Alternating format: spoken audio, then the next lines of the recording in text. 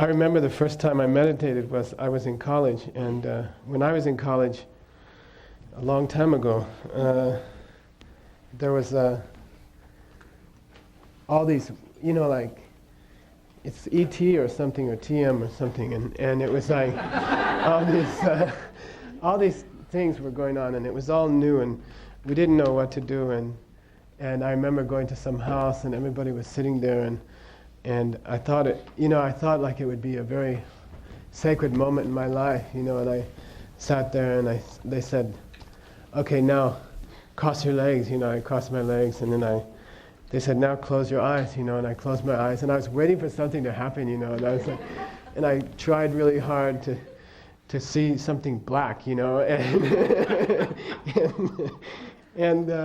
that was about the level of the teaching when I was in college, and nobody knew what they were doing, and that was my first impression of meditation, and I sat there for about half an hour and nothing happened, but I was waiting to see if anything would happen, and I didn't go back for like 5 years or something because it was kind of boring, and so I think we have one disadvantage in this country is that since we're new Buddhists, that we got all this misinformation about meditation. Like a lot of, we got little pieces of it came. It was that way in Tibet too. I mean, Buddhism first came into Tibet. All kinds of people showed up from India, and it was that way here. I think in America, like slowly people came. They started to talk about meditation, and it got better and better. And I think now we're at the stage, like in Tibet, they reached a stage where they got sophisticated enough that if people came from certain countries, and said meditation means thinking about nothing, they threw them out. There was a famous debate between somebody named Hashang and somebody named Kamalashila, and before the court of Tibet, and one person was saying you should just meditate on nothing and think about nothing. And they finally threw him out. They said, no, that's not meditation. And they had like a vote among in the court. This is like 800 AD, and just decided. So I think we're reaching that stage where you're getting sophisticated enough that you'll hear the authentic scriptures, and you'll find out what meditation is. The goal of meditation is very simple, and I think even that has been. There's a lot of misinformation, or Dharma rumors, I call them, about the goal of meditation. In Buddhism, and we spoke about it last night if you were there in San Francisco, the goal of meditation is not to just sit and be calm or something like that. Meditation is not, its ultimate purpose is not to be used to just make you calm, or somehow even more friendly or something like that, or to deal with stress or like that. It's a side effect. You get that. It comes. But it's not the goal of meditation. That's not what meditation is for. Meditation, and if you stay in this class after this next 5 minutes, what I'm working for and what you should be working towards, the real goal of meditation, it's a tool. It's just a tool. It's not an end. It's a means. Okay? And it's meant to allow you to see into deeper kinds of reality, specifically emptiness. Okay, the ultimate goal of all Buddhist meditation is to reach a state where you can see emptiness directly. It takes years of training to get to that level of meditation, and you can get to that level of meditation and not see emptiness. You see what I mean? It's just an ability to concentrate deeply, and that's all that meditation means. When you think about meditation from now on, think about reading your favorite book. Think about seeing a really good movie. My Lama would flirt with me. He has a TV. I don't have a TV. I would go up in his room. I lived with him for 20-something years, and he would be watching TV, and he'd say, "Sit down," and he'd say, "Watch this," and there'd be some really interesting movie, and you'd be watching it, and then he'd be doing these mantras, but he'd be watching the movie, and then right when they find out who murdered the guy or something, he would turn it off. I'd say, "Okay, now go to bed," and I'd say, "Wait a minute, this is and I'd say, go. And that feeling you have when you're on the edge of your seat, and you're like that, that's concentration. Meditation just means concentration. It's just a deep ability to concentrate. And you're like this, and you're staring at it, Or you're reading a book and you're really into it and you finish 200 pages in one night and you look up, it's already like midnight or something like that. That's all concentration is. That's all meditation is. And we're going to talk about the difference between that state of mind and some kind of fuzzy state of mind, you know, some kind of spaced out state of mind that people get in when they cross their legs and close their eyes, you know? And that's not meditation. But I find myself, even now, you know, that sometimes the state of mind I'm in when I cross my legs and close my eyes is not the state of mind I have when I'm looking at a good movie, but it should be. You see what I mean? You can call it bright-eyed and bushy-tailed. You know, it's like into it, you know. If you ever played music and you slobbered on your instrument, that's a sign of concentration. That means you're really into it. You're so into it, you're not remembering to close your mouth. You see what I mean? And it's something like that, and it's enjoyable. In its highest form, shamatha, is defined as Shinjangi Dewa Kebachengi Simbe, means you have a strong feeling of bliss from it, or pleasure from it. And that it should feel like that. It shouldn't be some dull, spaced out thing like that. Okay, that's not the point. What's the point of meditating? You get good at it. And only from that state of mind can you see emptiness directly. You cannot see emptiness directly unless you're in a very deep state of meditation. And if you never learn to meditate deeply, you will never see emptiness. We talked about it yesterday. There's emptiness as is around you like air, like the air in this room. That might as well be emptiness. Think of emptiness as the air in this room. It's around you all the time. You've lived in it your whole life. Walking, sleeping, eating, pooping. You've been existing in a realm where emptiness is surrounding you, and you haven't seen it directly.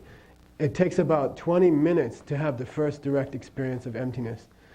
It's called Tonglam Parchimelam. And if you see that, then very typically, I mean, anyone who's had that 20 minutes in the presence of direct perception of emptiness, you know your future enlightenment. You can perceive it. Right after that, you have all these experiences. In the same day you have these experiences, you're able to see the future. You're able to see the day of your enlightenment. You're able to see, you know that you have met the body of the Buddha. You have met the Dhammakaya, and you know that. You can read other people's minds. All of these things happen to you. You can see the details of your future lives. And you can see what's the day of your enlightenment, and you know what name they're going to call you and everything else. You see everything like that. And the purpose of meditation is to get to that point. If you're able to do that, just 20 minutes, everything is over. Your whole life is changed. They say there's two kinds of people in the world. Either you've seen emptiness directly or you haven't. And the whole universe, every living creature in the universe is put into one of those two categories. Once you've seen it directly, you're on your way out of here. No more suffering. Quickly you'll be in a place where there's no more suffering. Quickly you'll be able to stop all your negative emotions, which is nirvana. And then quickly you will become enlightened, and you can see that directly on that day. All you have to do, that's the power of emptiness. Emptiness has this power to do that. All you have to do is reach that place where you see that directly. And then you get some sort of, it's called deng. Deng means like written guarantee of everything. Everything becomes totally clear and positive, and you know what's going to happen forever in your life. You can see all of it. If you are on a bodhicitta track, you have an intense, direct experience of bodhicitta for the first time. Very powerful. And all of these things depend on seeing emptiness directly. And emptiness is all around you. All you have to do is do it once. And it has that power. Emptiness has that power. But you cannot do it if you're not in a deep state of meditation. It's totally, completely, 100% impossible. If you don't meditate daily, if you don't meditate an hour or 2 hours a day, and learn to, and I'm talking not about the preliminaries, I'm talking about in the state of deep meditation, you cannot see emptiness. It's impossible. And you will die in this life. If you see emptiness directly, even death can be overcome. Even that. So the stakes are very high. When I talk about meditation, okay, I'm not talking some kind of stress removal or peacefulness or even friendliness to other people, or I'm not talking about anything like that. You know, you cannot use meditation to remove physical pain, for example. It doesn't work. Okay? You cannot use meditation at the dentist's office like that.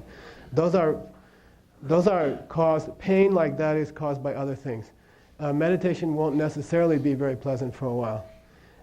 But your life is at stake. You see, I mean, the stakes are much higher than that, okay? You will get peaceful. You will get friendly. You know, you will see amazing things. I mean, if you really meditate properly, you can see your future lives, you can read other people's minds, you can do miracles. You can walk on water, you can change bricks into gold.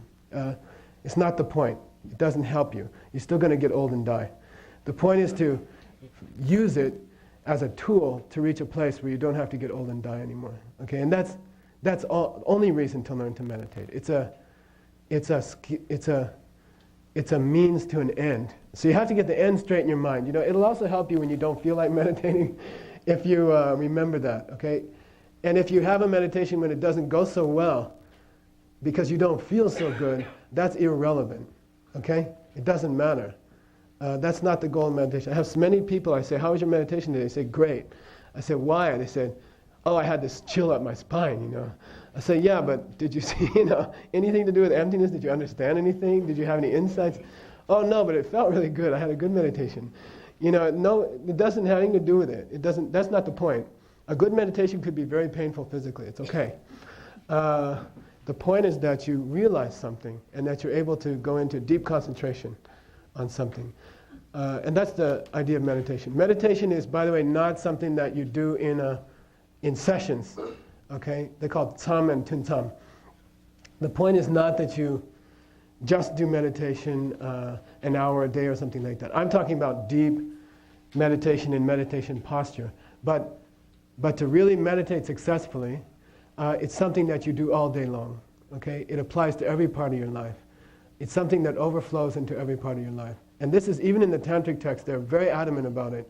That 1 or 2 hours overflows into your daily life. It changes the way you work. If you're interested in being a corporate success, you can be a corporate success because your concentration is intense. And it's good for everything you want to do. And then there's an osmosis, you know, it goes both ways. You have to be, what do you call that? One thing helps the other, synergy.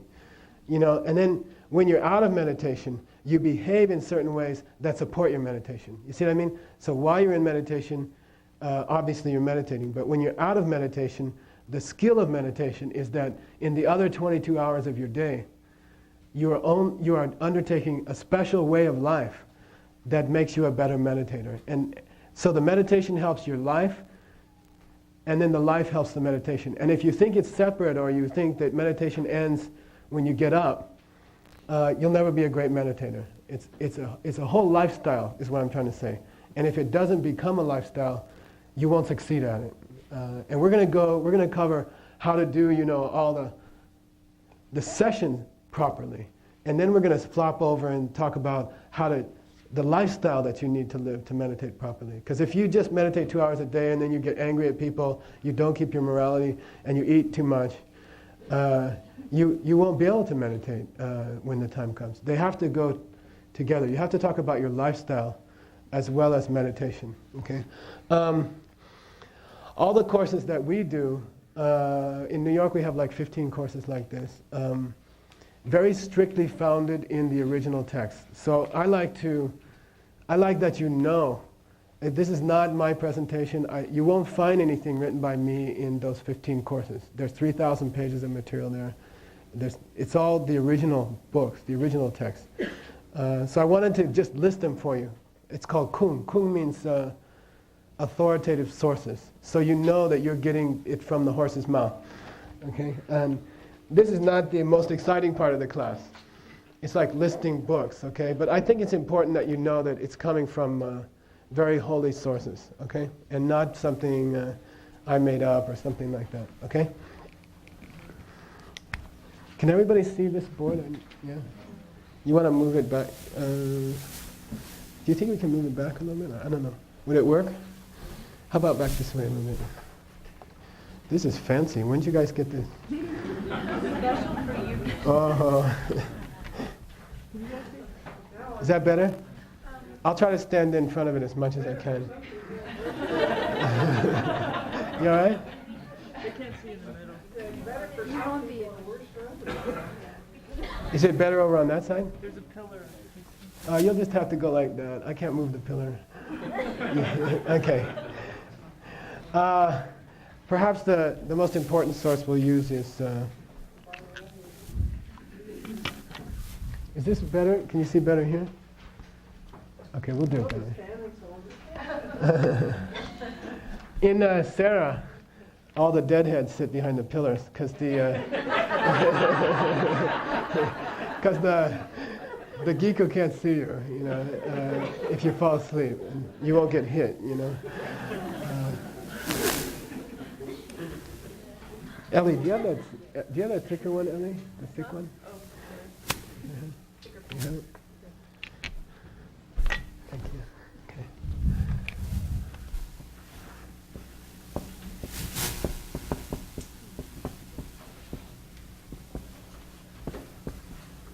I'm going to write the Tibetan, as I mentioned last night. The first Dalai Lama, he wrote a very famous commentary on Abhidharma, and he uses all this Sanskrit, and then he says, I have to use Sanskrit because nobody thinks Tibetans know anything.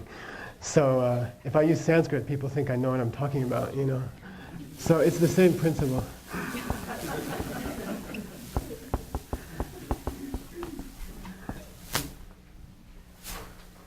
Then he talks about merchants, barley merchants, who bag their barley in the bags that come from these special places in Tibet where the barley is better. And they take it from the plains and they bag it in the Risul is like a special place where 3 mountains come together and the barley grows better. And he says, you have to package things right. Okay. Say Lamrim. Chemo. I'm going to ask you to repeat the Tibetan. Even if you never want to learn Tibetan, don't worry. About 10% of the people who think they don't want to learn Tibetan will probably be great translators. And that's the way it goes. So I just want to put a seed in your mind. So just say it loud and don't be shy. And no one's checking your pronunciation or anything like that. Say Lamrim. Chemo. Lamrim. Chemo. Lamrim Chemo is perhaps the greatest book ever written in Tibetan. Lam means path, Rim means steps or stages. And it's like Lamrim, when you say the word Lamrim, you should think of like an automobile repair manual where it says step 1, step 2, step 3. That's all. I mean, people call it all sorts of weird things. All it means is like a toy. When you put a toy together, you get a little book there. It says, first do this, second do this, third do that. I don't know it's like an instruction book. That's all. And Rim means step 1, step 2, step 3. Just go through, stick this part on this part, then stick this part on this part. And if you go through it that way, then everything comes out fine. That's Lamrim. How to get to Buddhahood, how to get to enlightenment through, 20 easy steps. That's Lamrim. Chemo means the great book on the steps of the path. Okay, the great book on the steps of the path. And it was written by Jetsun Kappa.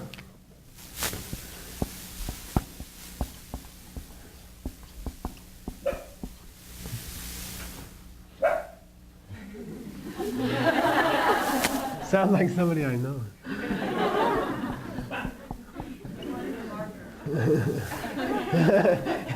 He wants the dog treat.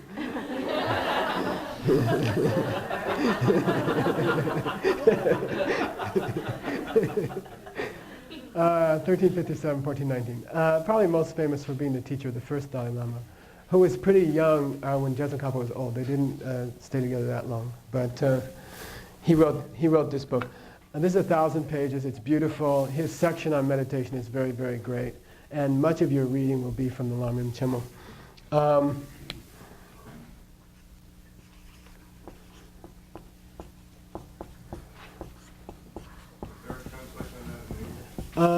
They're working on it for a long time. But all the parts that you need are there. There is a translation. I think somebody's translated the first half and somebody translated the second half. I don't know if they're very good, but they're there. I think that there's a good one being worked on now. And I believe Lama Geshe Sopa, he's been teaching it for 20 years and they've been doing transcripts. And I think that'll be really great when it comes out.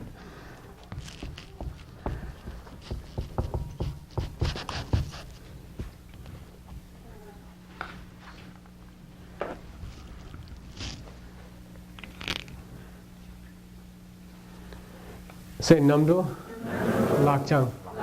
Namdo, Lakchang. Namdo means liberation. Refers either to nirvana or full enlightenment, which are not the same thing. Okay, but Namdo refers to both.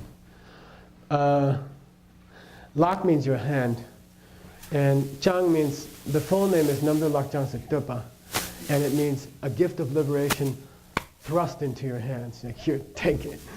You know what I mean? And then it's been translated very wimpy as liberation in your hand or something like that. But it means like a gift of liberation, like thrust into your hands. Like the Lama comes and says, here, take it, you know, and you go boom, and it's done, like that. And that's the real meaning of that title. I think the word in your hands in English sometimes means your responsibility, you know, I leave it in your hands. And I think sometimes the title might suggest that. It's not like that. The meaning of the title is, here, take it, you know, put out your hand, and the Lama goes, you know, like that. That's Namdo Lakchang, Lakchang Sutapa, okay? This is by Pabonka Rinpoche.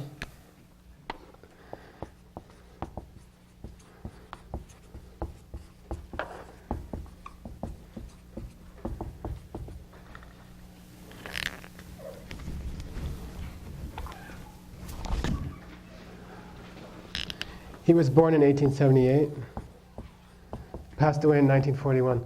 He was a teacher of the Dalai Lama's teachers and of my root Lama. Very great book. I mean, if you had to pick one book in Tibetan that is most beneficial for Westerners, I think it's that book. And I think it's really good that they translated it and that it's sort of the unofficial Bible of the FPMT or something. To me, that would be the wisest choice you could ever make. So. It's a great book on the whole stages of the path to enlightenment. It's very similar to the Lamrim Chemo, but he emphasizes different points. When Jetsun Kappa covers emptiness in great detail, Pabonka Rinpoche defers to Jetsun Kappa. When Jetsun Kappa doesn't cover the 6 preliminaries to meditation in great detail, Pabonka Rinpoche says, I'll take care of that. And he gives this huge presentation. So it's good to use them both. It's good to have them both together. Okay?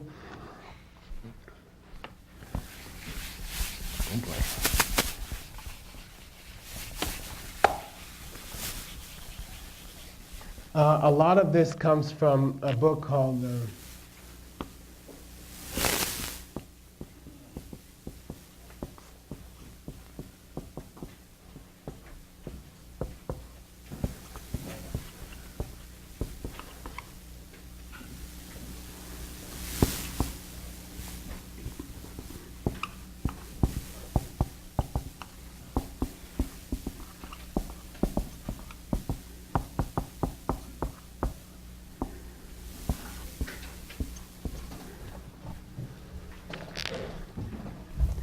a great source for all of the teachings on meditation is the Gomrim. Say Gomrim?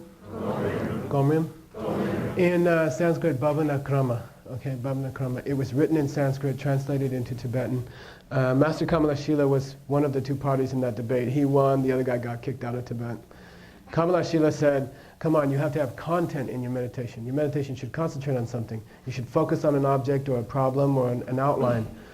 But it's not that you sit there and try to think about nothing. And he was the winner of that debate, luckily, you know, so that became the standard for Tibet. And this is a huge text in the Tengyur. I believe it's 2 volumes. And he goes through all the stages of meditation. Rim means stages, like in Lam Rim, and Gom means meditation. Okay, we're going to go through all the Tibetan words for meditation. There's about 7 or 8 different words for meditation. I used to study Russian in college, and there were like 13 words for dark and foggy and depressing, you know. Then when I got to, when I hooked up with Tibetans, there were like 20 words for wisdom and 8 words for meditation, and we can't distinguish them very well in English. We only have the one word meditation. But I'm going to go through all the different flavors of words and different meanings and different ideas of meditation. I think you'll enjoy that. We'll do that today after we finish the sources, okay? There's a practice that we're going to cover that's been called the 7-limb puja or something like that, okay? Which is a mistranslation of Yenlak, which means component or ingredient, okay? I like to call it the 7 ingredients. Yenlok sometimes means a tree branch, and I don't know how it got translated as branch, but we're stuck with that. See how many we can get stuck with and how many we're not stuck with. Okay, that comes from an ancient book.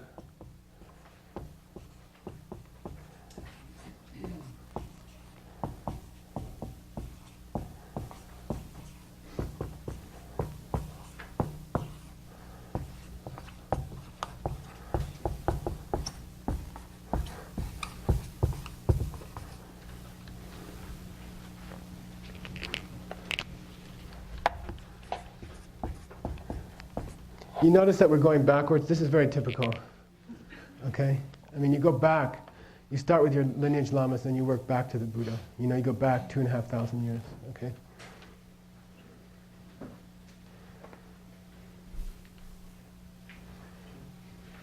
Say Sangcha, Manlam. Sangcha, Manlam. Sangcha is a person, Sambochupa. His name is Samanta Bhadra. Okay? Samanta Bhadra.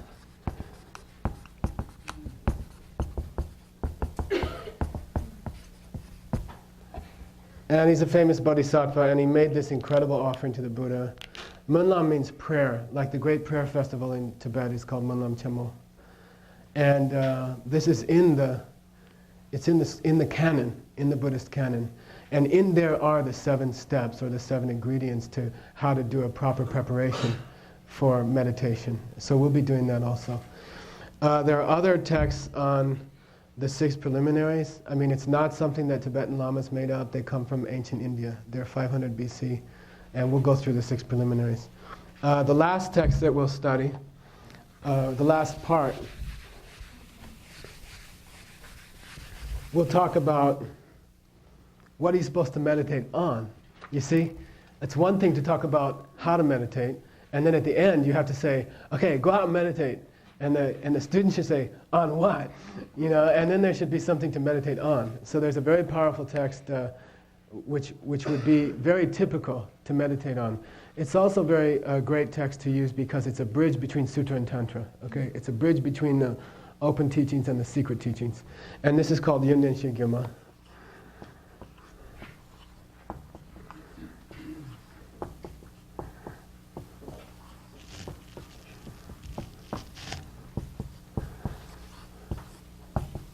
And if you're new, I don't want to overwhelm you with all this. It's not that important.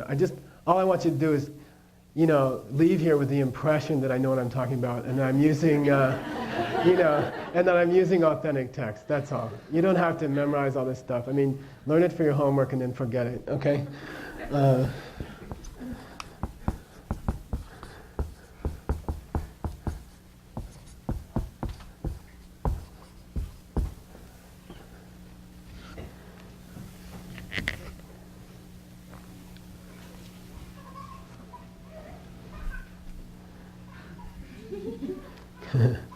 That's Kiran, the diamond cutter boy. Say Yunden, Shir, Kirma.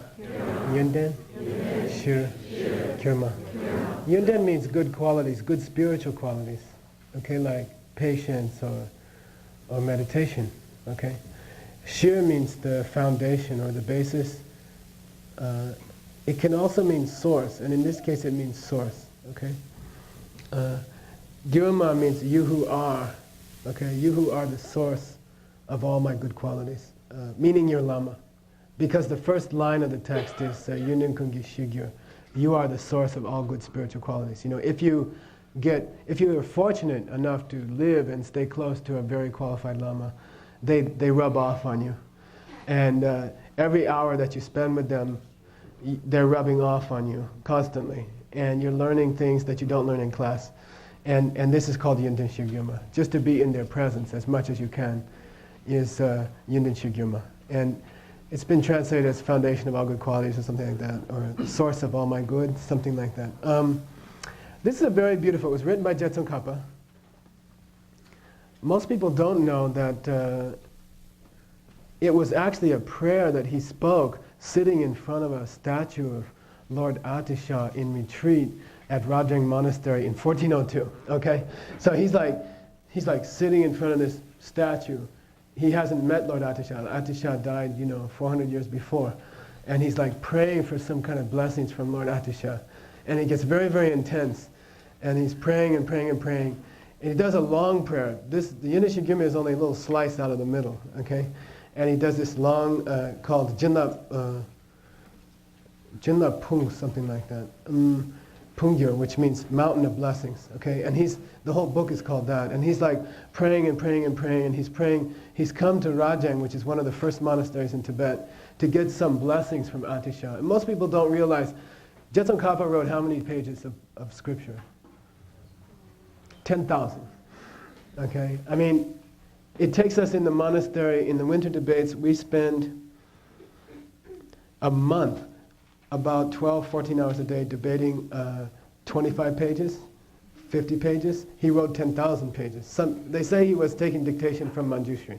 It's easy to believe, but he spent half his time sitting in front of statues asking for blessings. You know what I mean? And this is a case where he's just sitting there in his cave asking for blessings. Then he goes into this hallucination that lasts for a month.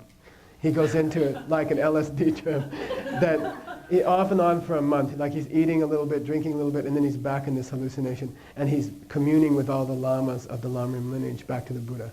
Like he's having this experience of being with them and talking with them, and this goes on for like a month. So this is a very beautiful, he comes out of that retreat, and his students say, do you think you could write down any of that stuff? He says, yeah, let's call it the Lamrim Chimo. And he goes into a cave and he knocks it out in like a short time. It's amazing, 1,000 pages, And so this is a very important prayer. And it contains the entire contents of the Lamrim Chimo. In 14 verses or something, the entire Buddhist path from beginning to end. So this would be an appropriate meditation object. And that's what we're going to do. At the end of the class, we'll work on that, okay, as a meditation object, okay? Like somebody says, do a Lamrim meditation, and you're like, it's 1,000 pages long, what am I supposed to meditate on? Yinchen Gyurma contains the whole Lamrim, and Jetsun Kappa said so, and he wrote the Lamrim Chimo. So that's enough, okay? All right? So that's what will be, that will be the source for our meditation object, because you need a meditation object. Okay. We're going to cover 5 major subjects in this class, and I just want you to know what the subjects are going to be, okay?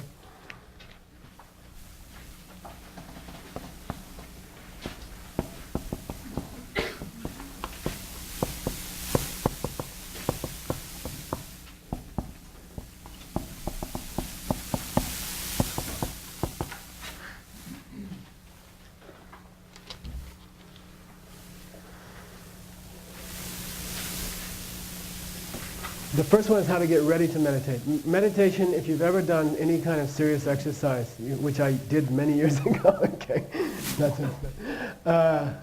It's like weightlifting or running or anything like that. You must warm up before you start meditating. It's a disaster to, be at the office, be screaming at some supplier on the phone, come home in a traffic jam, get into your house, burst into your house, and sit down on your cushion, It doesn't work. I mean, you may have noticed. Lama Yeshe said, first sit on your couch, lay down on your couch and have a coffee and think about all living beings, He used to say that. I heard. I didn't have the pleasure of taking teachings from him, but I did. He came and visited my Lama and we talked some.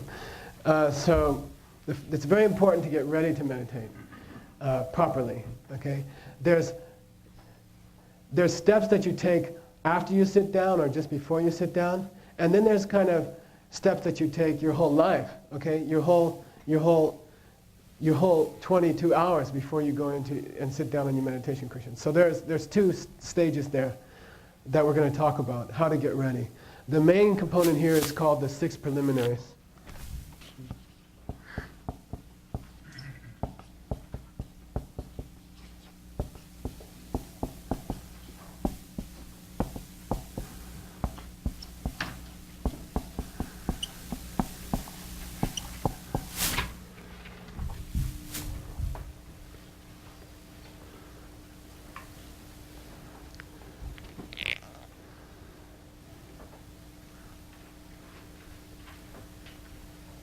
I've had a lot of Americans come to me, you guys are of the age And I'm of the age where, you've been trying to do it, many of us, for 5 years, 10 years, 15 years.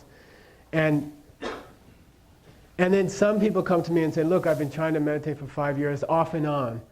And I didn't have any deep religious experiences, I enjoy it. I do it fairly regularly. I've reached a point where my breathing is good and I'm able to concentrate fairly well. But I can't claim that I've had any, amazing... once I thought I saw this green halo thing or something.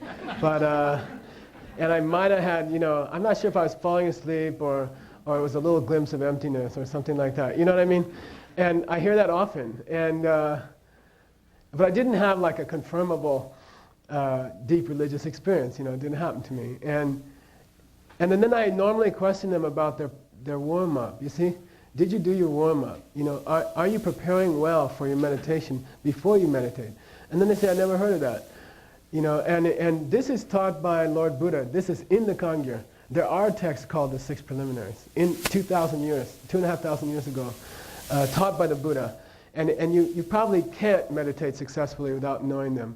And then I have other friends who have studied Lamrim with great lamas, and they say, oh yeah, I heard about those preliminary things, and I do about 3 of them.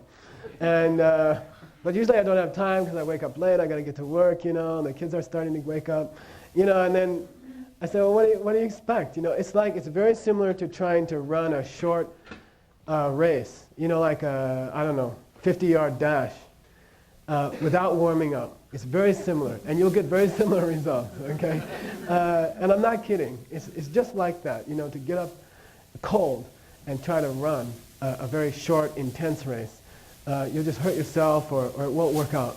And meditation is exactly the same. Don't think it's any different. You must prepare the scene properly in the half hour or before you start to meditate. There has to be a certain regimen that you go through that you warm up very properly. It's like stretching all the muscles properly.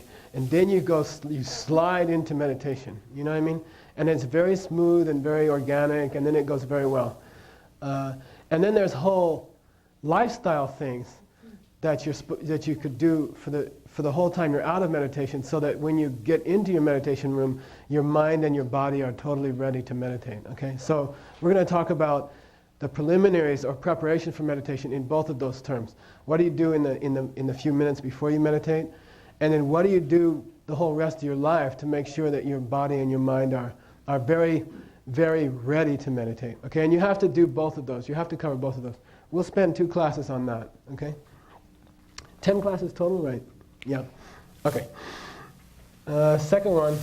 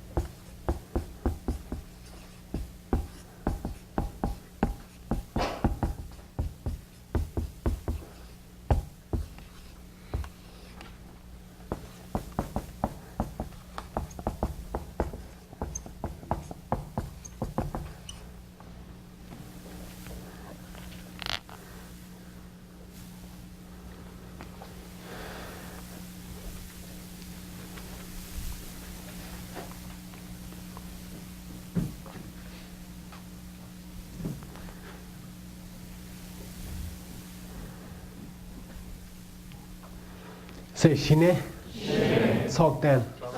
Shine, sokden. Shine is a very high form of meditation, very high form of concentration. We'll talk about it. In Sanskrit, shamatha. I don't know where they got the shamatha thing or tha. We'll talk about it. Anyway, shamatha. Shi means peace. Ne means to stay in peace. It's deceptive, okay? It doesn't mean to sit there and be friendly or something like that.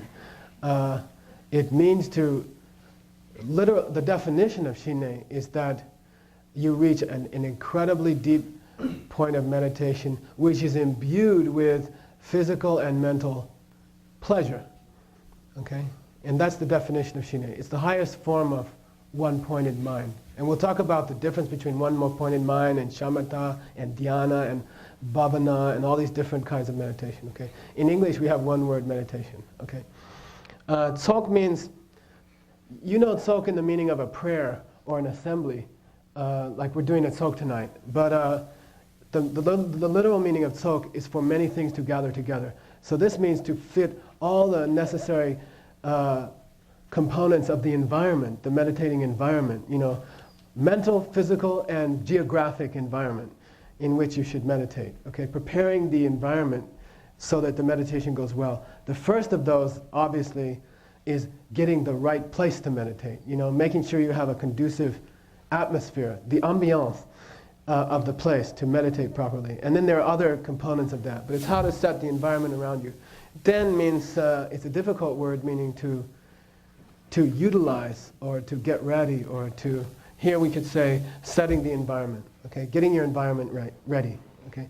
We'll spend the third and fourth classes on that, okay?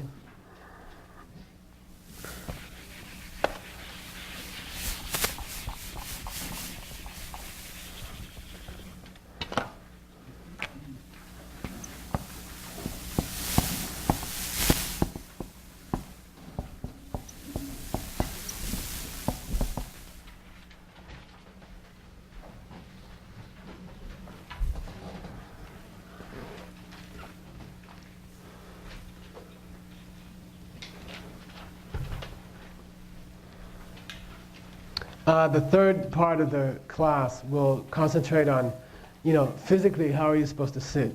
You know, are you supposed to keep your eyes open or not? You know, should you have your head laying on your shoulder or not?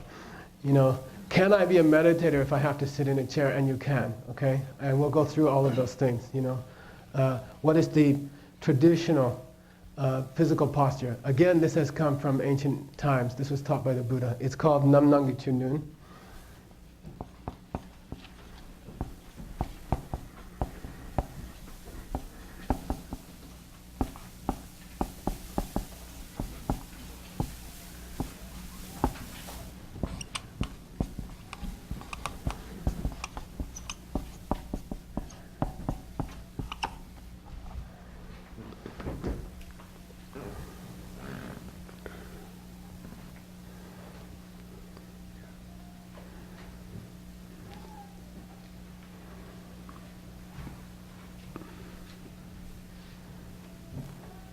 Say nam nang, che, dun. Nam nang, che, dun. Nam nang is one of the five, one of the members of the five Buddha families, Vairochana.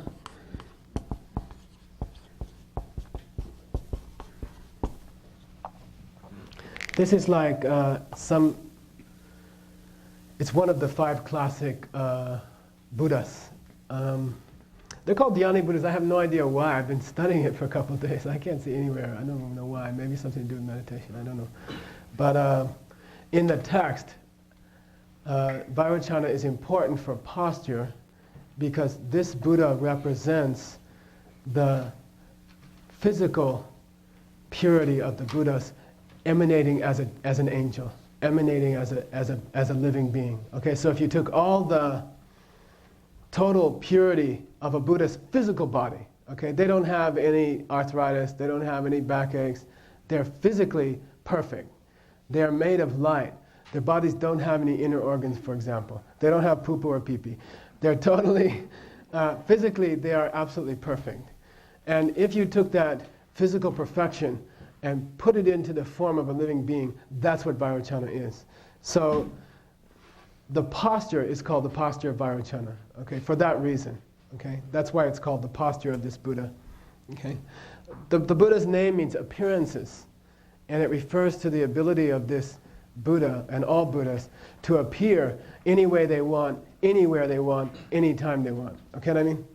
That's why this Buddha is called appearances, because he can appear as your next door neighbor for 20 years, just so that on Saturday morning, they can say something to you and trigger some thought in your mind. And Buddhas are very patient.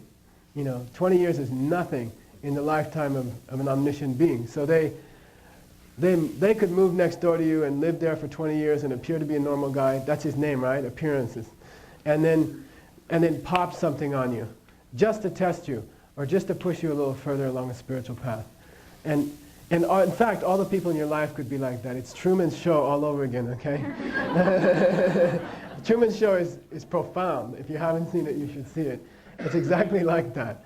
And they're very patient. They could be born as your kid, grow up, and then suddenly one day do something to you. And no problem for them. Totally normal activity for them, okay? That's what Vairocana means. That's what the name Vairocana means, the ability to appear. Cha means characteristics of meditation. Normally it means dharma. Here it means posture, okay? Dun means 7 points of a correct meditation posture. There are 7 details about your body for a correct meditation posture.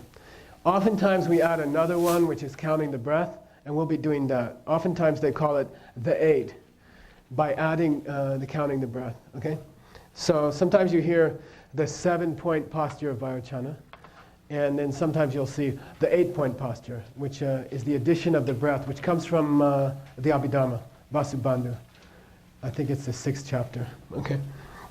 Or 7th chapter.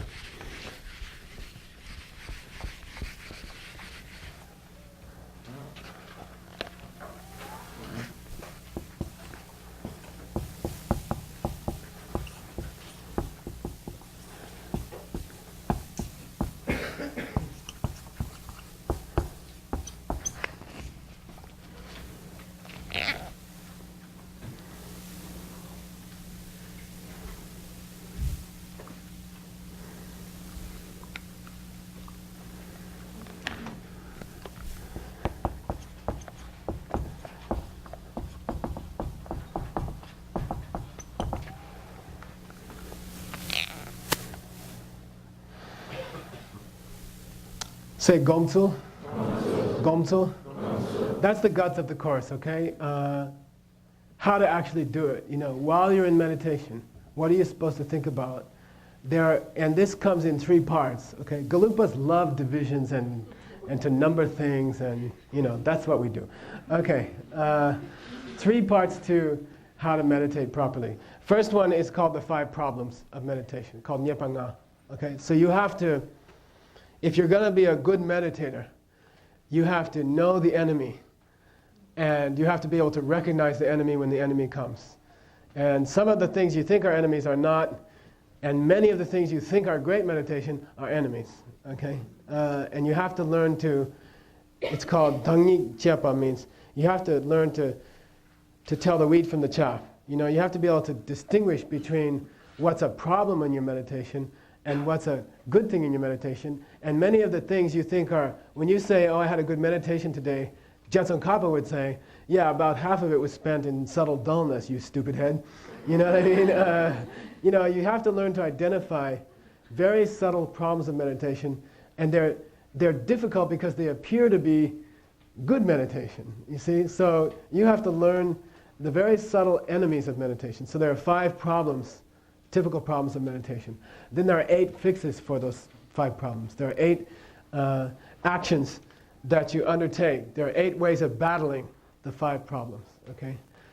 If you learn to identify the 5 problems, if you get good at using these 8 medicines to fix them, okay, then you reach 9 different mental states, which is called Semne Gu. So the subject we're going to talk about is problems of meditation, and then weapons you can use to stop those problems, and then states of mind that you will reach. And this is very, very important. It's like a roadmap.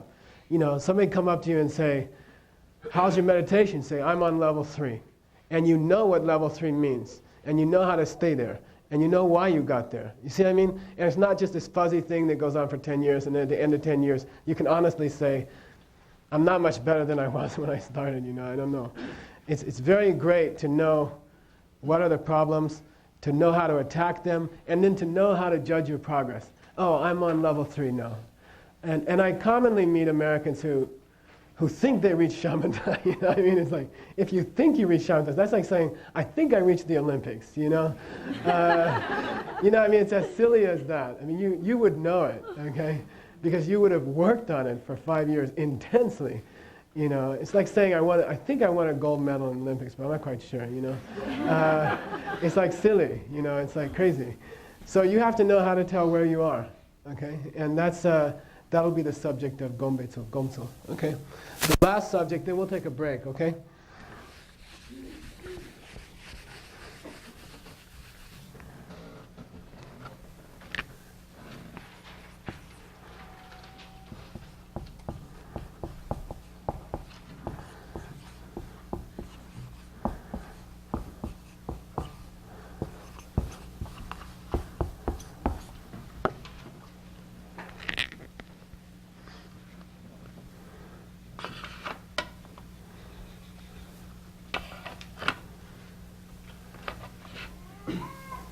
Say Gomyo. Gomyo. Go means meditation. Yul means the object of your meditation. What are you going to meditate about? Okay? It's not enough to have a big gun. You have to have a target. Okay? Meditation is the big gun. You know, good meditation is 357 mag, you know. And then often, very often in this country, people don't know what they're supposed to shoot with it. You see what I mean? They don't know what they're supposed to focus it on. It's very common to see in this country somebody teach meditation for weeks or months and then not tell people what to meditate about. And it's not just thinking about nothing, okay?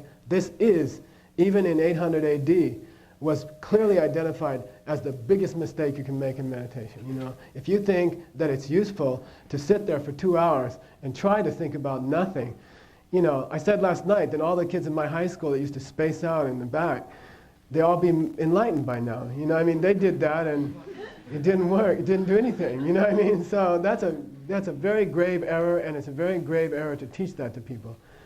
Just sitting there and trying to think about nothing is trying not to think, as the lady said. She answered the question last night. It's a contradiction of terms, you know, because you have to think not to think, you know, and you can't. It's clearly stated throughout thousands of Buddhist scriptures that Buddhists think. And they think about things, you know, and they're thinking about how to help you and what to do and everything else. I mean, your mind has, according to Buddhism, has no beginning and has no end. You will be thinking forever. So you might as well give up that, all right? Okay. And I've been trying to, you know,